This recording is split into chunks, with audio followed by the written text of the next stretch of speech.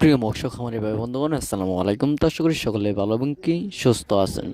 তো নতুন বছরের নতুন তারাবাইং নিয়ে হাজির হয়েছি। তো আপনারা যারা তারাবাইং মাছের পোনা করছেন তারা আমাদের কাছ থেকে তারাবাইনের মাছের পোনাগুলো নিতে পারেন। আমরা সারা বাংলাদেশে হোম ডেলিভারির মাধ্যমে পৌঁছিয়ে দিয়ে থাকি, এবং কি আপনারা চাইলে আমাদের লোকেশন মতো এসেও ভালো উন্নত মানের যে কোনো দেশীয় ও বিদেশি মাছের পোনা সংগ্রহ করতে পারবেন।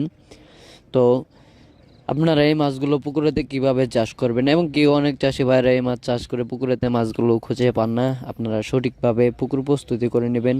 আপনারা সঠিকভাবে পুকুর প্রস্তুত করার আগে আপনাদের পুকুরের যত সাইডে ময়লা আবর্জনা রয়েছে, এবং কি পুকুরের যদি সাইডে কোনো গাছপালা থেকে থাকে তাহলে গাছপালাগুলো ছিটিয়ে নিতে হবে।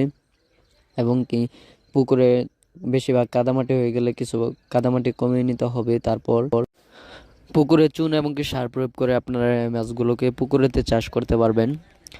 তো আপনারা এর সাথে আপনারা মিশ্রভাবে বিভিন্ন বাংলা মাছ চাষ করতে পারেন, যেমন রুই, কাতল, সরপুঁটি, ব্রিগেড, সিলভার ক্রাব, গ্রাস কাপ। আপনারা যে কোনো বাংলা মাছের পোনাগুলো আপনারা এই মাছের সাথে চাষ করতে পারবেন মিশ্রভাবে।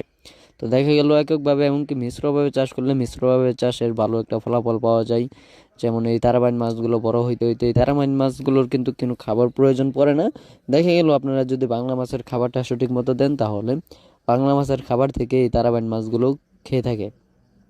তো তার ফলে দেখা গেল অল্প খরচেই ভালো একটা মুনাফা আয় করা গেল, এবং কি এই তারাবাইন মাছের পোনাগুলোর কিন্তু বাজারে ম্যাচ মূল্য রয়েছে, এবং যে কোনো বাংলা মাছের পোনাও কিন্তু বাজারে এখন ভালো একটা মূল্য রয়েছে।